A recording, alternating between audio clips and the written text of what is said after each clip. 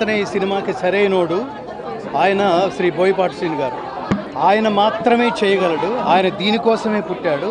ఆయన పేరు, ఆయన నట విశ్వరూపం ఈ సినిమాలో మేము చూడగలిగాం. ఆయన జీవితం మొత్తానికి ఇదొక మకుటాయమైన సినిమా. అది అలా అంత అద్భుతంగా రసాత్మకంగా పోషించిన మహానటుడుగా నిలబడ్డ బాలకృష్ణ గారు, ఆయనకి హృదయపూర్వకంగా అభినందనలు. ఇంకొకటి ఈ త్రిమూర్తులాగా, ఆ మూడో త్రిమూర్తులు ఎవడంటే, ఈ సినిమా ఇలాంటి సినిమాలకు అతనే కొట్టగలడు, అతనే ఇవ్వగలడు. ఆ మహాసంగీత దర్శకుడు ఇంత చిన్న కాలంలో, ఇంత చిన్న వయసులో అసలు ఎక్కడ వ్యర్థమైన స్వరం లేకుండా, ఎక్కడ ఎంత అవసరమో అంత శ్లోకాలు, స్తోత్రాలు, భారతీయ సనాతన ధర్మానికి సంబంధించిన ప్రతి శబ్దం ఇందులో వినిపించే ప్రయత్నం చేశాడు. ఈ మూడు కలిపి నాకేమనిపిస్తుందంటే, ప్రత్యేకంగా ఈ దేశంలో అన్ని భాషల్లోనూ ఈ సినిమా విడుదల కావాలి. ఇందులో దైవభక్తి, దేశభక్తి, కర్తవ్యనిష్ట, నిష్కామ కర్మ, ఇది అసలు భారతదేశంలో ఇవాళ రగులుతున్న కాంటెంపరీస్ ఇష్యూల మధ్యలో ఇది ఖచ్చితంగా దీనికి దర్పణం పడుతూ మన దేశాన్ని, మన ధర్మాన్ని, దేహం కోసం కాదు, దేశం కోసం, ధర్మం కోసం నిలబడడం ఎలాగో ఈ సినిమా చూస్తే ప్రతి ఒక్కడికి తెలుస్తుంది. నిజానికి వాళ్ళ సనాతన ధర్మం మేలుకొనుందా, నిద్రావస్థలో ఉందా అంటే ఖచ్చితంగా మాలాంటి వాళ్ళు నిద్రావస్థలోనే ఉందని చెప్తారు. ఎందుకంటే పాయింట్ బ్లాంక్లో గన్ పెట్టి నువ్వు హిందువా అని అడిగి మరి అమాయకులైన 26 మంది కాశ్మీర్లో పర్యాటకుల్ని చంపేసిన ఒక్క హిందువు రోడ్డు మీదకి వచ్చి నిరసన వ్యక్తం చేయలేని ఒక్క స్వామీజీ కూడా, కొన్ని లక్షల మంది, ఒక్కొక్క స్వామీజీకి కొన్ని లక్షల మంది వాళ్ళు అంటారు భక్తులు ఉన్నప్పటికీ రోడ్డు మీదకి వచ్చి నిరసన వ్యక్తం చేయలేని ఈ దేశంలో ఇంత ధైర్యంగా సినిమా తీయడం అనేది అసలు చిన్న విషయం కాదు స్వామి. ఈ దేశం మీద ఏగవాలితే, ధర్మం మీద ఏగవాలితే, దేశం మీద ఏగవాలితే భరించని ఒక మహా దేశభక్తుడైన ఒక అఖండ కథ ఈ సినిమా.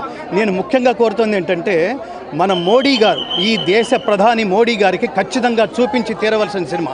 ఈ సినిమాలో మధ్యలో ఎక్కడో సర్జికల్ స్ట్రైక్ అని కూడా, అంటే ధర్మ సంస్థాపన. నేను భగవద్గీత అనే మార్గంలో 2 దశాబ్దాలు ఉన్నాను మిత్రమా. ఈ 2 దశాబ్దాల కృషిలో నేను భగవద్గీత తప్ప నేను ఎప్పుడు ఏది మాట్లాడలేదు. నేను ఎంటర్టైన్మెంట్ సినిమాలకి వెళ్ళలేదు. 2 దశాబ్దాల తర్వాత చూస్తున్న సినిమా.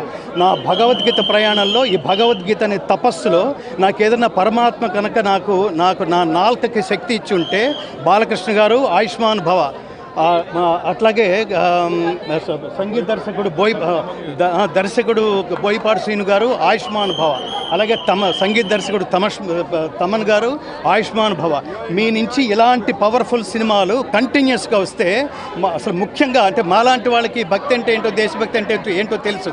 కానీ ఈ యువతరానికి మీరు try to spend your valuable time at least 5 minutes a day for the country, for the nation. ఇవాళ భారతదేశం అలాంటి దారుణమైన స్థితిలో ఉంది.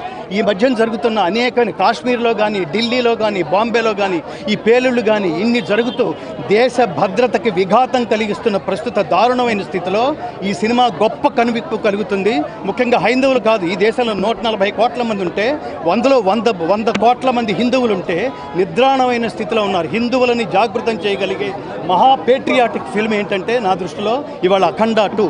అసలు బాలకృష్ణ గారికి ఆయన గొంతులో నేను చాలా ఇన్స్పైర్ అయిన వాళ్ళ. మా నాన్నగారు, నేను ఎప్పుడు చెప్తుంటాను, ఈ మధ్యనే వెళ్ళిపోయిన మా నాన్నగారు బాలకృష్ణ గారు ఫ్యాన్.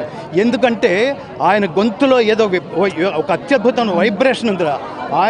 ఆయన మాట్లాడితే ఒక జనరల్ డైలాగ్ అయినా అద్భుతంగా ఉంటుంది, ఒక శ్లోకం, ఒక పద్యం, ఒక స్తోత్రం ఏది చెప్పినా అద్భుతంగా ఉంటుందని. ఇవాళ అంత పెద్ద స్క్రీన్ మీద ఆయన గొంతులో ఆ శ్లోకాలు వింటున్నప్పుడు, హనుమ గురించి వింటున్నప్పుడు, చెప్పండి పద్యం, ఇది మహావీర హంవీర హేమాద్రి ధీర ధరాజాత సౌమిత్రి సంవేశితాత్మ మహాత్మా హనుమా అని అతను కొడుతు బాలకృష్ణ గారు రియాక్ట్ అవుతుంటే, అది ఖచ్చితంగా ఒక బాలకృష్ణ గారి రియాక్షనే మాత్రం కాదు, ఇది ఈ దేశంలో ఉన్న ప్రతి హిందువు రియాక్ట్ కావాలి.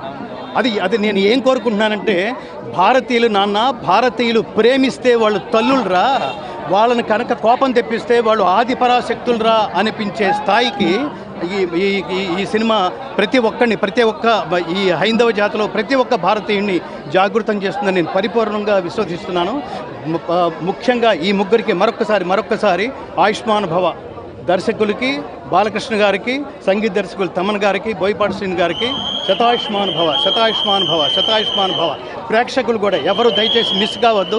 నేను రిక్వెస్ట్ చేస్తోంది, మీరు మీ కుటుంబంతో, ముఖ్యంగా పిల్లలతో కలిసి వెళ్ళండి. వాళ్ళకి తెలియాలి ఈ దేశం విలువేంటో, ఈ దేశంలో పుట్టినందుకు మనం ఎంత జన్మధన్యత చేకూర్చామో.